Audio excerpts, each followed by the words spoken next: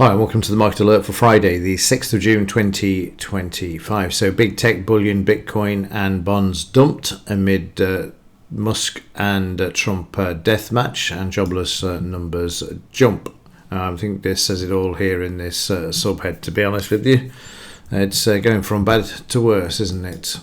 US stocks finished in the red amid escalation in the Trump-Musk public spat. I don't know what the reason is behind it, but it was inevitable. Stocks hit as Musk and Trump feud escalates.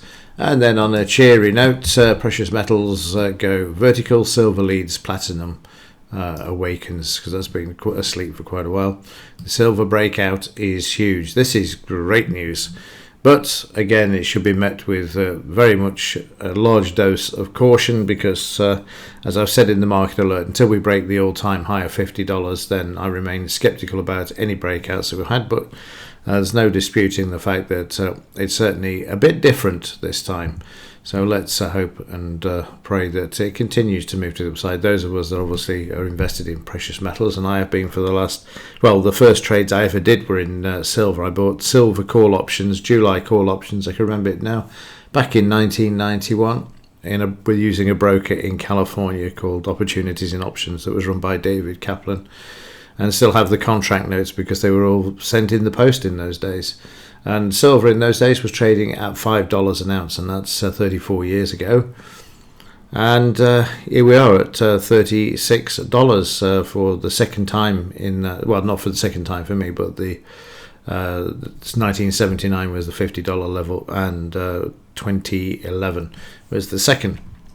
But more on that when we get to the silver market. Yesterday, of course, we saw rates cut in Europe as well. Main free refinancing rate was dropped from 2.4 to 2.15. Odd numbers these are, I have to say. Normally in quarters, but hey ho. But they were down, and Lagarde spoke at 1:45 and made a right mess of the German DAX as well when she did. So let's have a look at the markets and kick off with the Dow.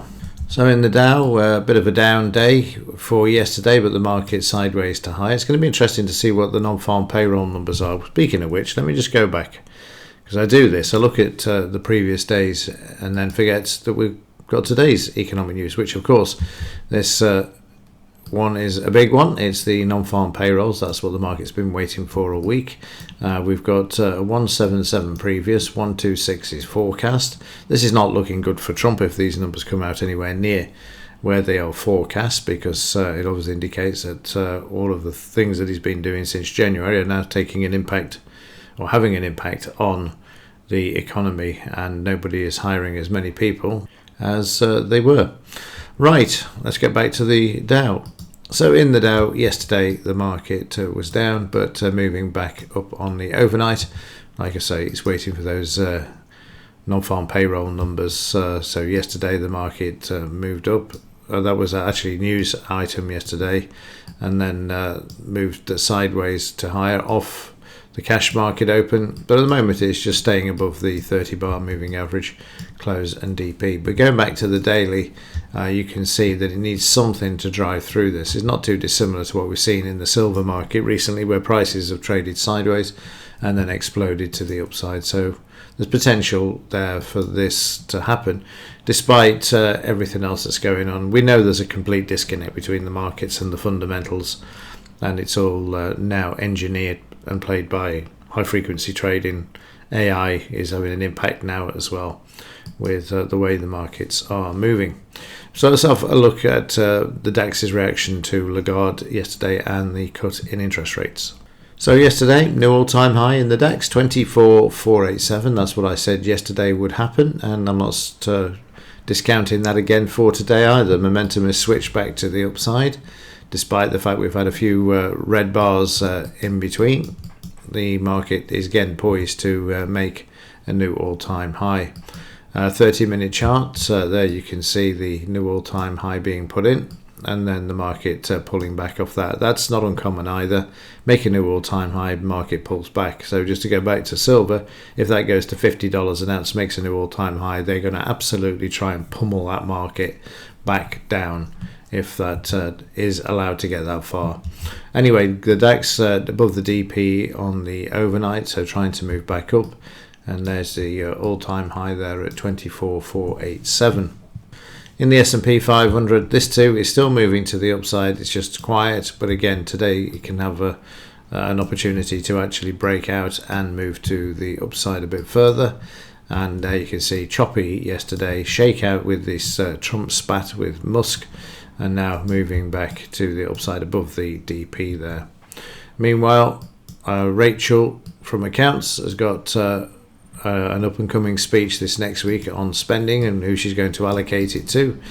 Market again sort of sideways, but still in an upward trend, which you can see there. So that sort of ascending triangle formation that you get, it tends to break out to the upside. The all-time high is 8910, and the 30-minute there, again you can see we moved up, we moved down, we found support at the 20-bar moving average, and now prices are sitting at the DP trying to move higher. Again, it's all down to the NFP numbers today. And in the US dollar, we can see the market is sideways, again still sitting at that 89% retracement at the moment, but of course yesterday it moved down but then moved back, and a great day for the metals, so let's have a look at those. And this is a total surprise for me. I didn't think we'd actually see the market being allowed to move higher, as it's been like that now for what, I don't know, 15 years, 14 years, but it has, and at the moment we're through the 36 level there as well. So moving nicely. Yesterday you've got the volume to support it, but overnight we're starting to see a bit more movement to the upside. I think until we take out $40 an ounce, don't expect a lot as far as stability, or the all-time high I suppose really is the benchmark, isn't it? But at the moment we're moving high. It may get a bit of a, it's Smackdown Friday as it's become known, and we've got the NFP numbers. If they come out worse than expected or whatever, then they'll use that to try and smash the price. But at the moment silver is being allowed to move to the upside, which is great news. Couldn't be more happy to actually see it moving. But that excitement is tempered by the fact that it doesn't take long to actually smash the price down $2 to $3 in this market either. So gold is also moving higher, but not at the same velocity and momentum of silver. Silver's playing catch up, of course, but there you can see there's the all-time high in gold. We need to get this moving to the upside as well. 30-minute chart, you can see was slammed yesterday afternoon, whereas for the first time silver wasn't really slammed. So this is a turn of events as well.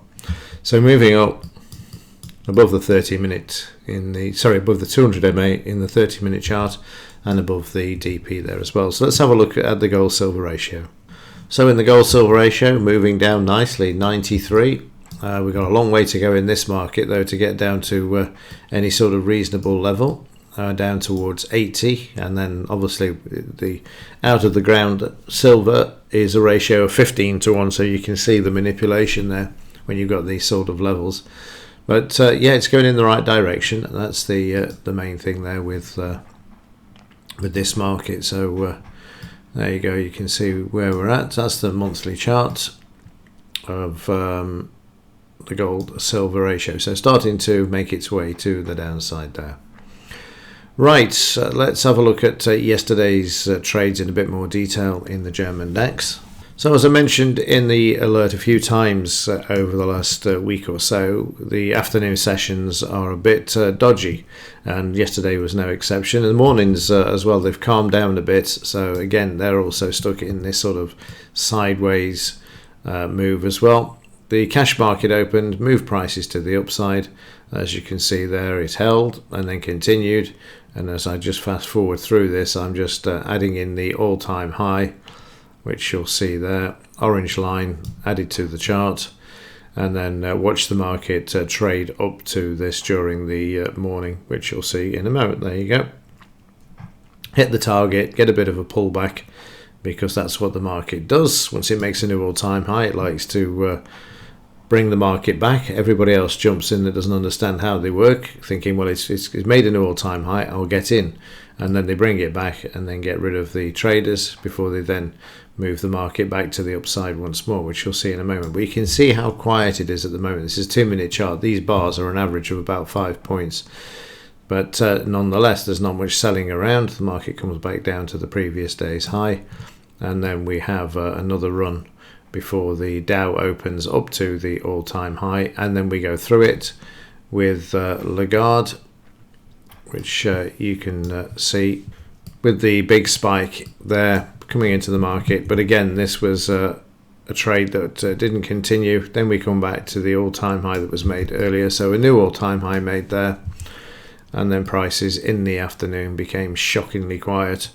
Lagarde was speaking there, of course, during the lunchtime, just after lunch. Market then sideways. This already set the tone really for what was going to happen when we did get the trades. They were just awful. 2 losers. Then we went down and then we moved to the upside. This was going well. I thought, great, I'll move the stop to break even, and then we got slammed out of this. And then frustratingly, the market then moved, which I was expecting from there, but should have kept the stop down here below the action. That's twice this week I've done that, which is unusual. And the action then took out the stop and then moved the market back up to the high, which you can see, and then just trading sideways to higher. Right, quick look at what's going on in the overnight market. So what a surprise, we're moving up, we're trying to get back above the DP. Let's have a look, see what we've got above this. Obviously we've got a new all-time high, which is sitting up here. Yesterday's high is the all-time high, so we've got a nice move up there to 100, 200 if prices do move in this direction. At the moment the average lines are all in the right order to move higher there as well. Which you can see 200 is below the 50, 50 below the 20, and the 5 is just about staying above. Notice there's a bit of volume there trying to keep the market above the BRN there as well. Right, that will do it for this one. Let's see what happens with the silver price today as it's Smackdown Friday. We can only hope that it continues to move higher. So with that, have a great weekend, and as ever, thanks for watching. See you in the next one.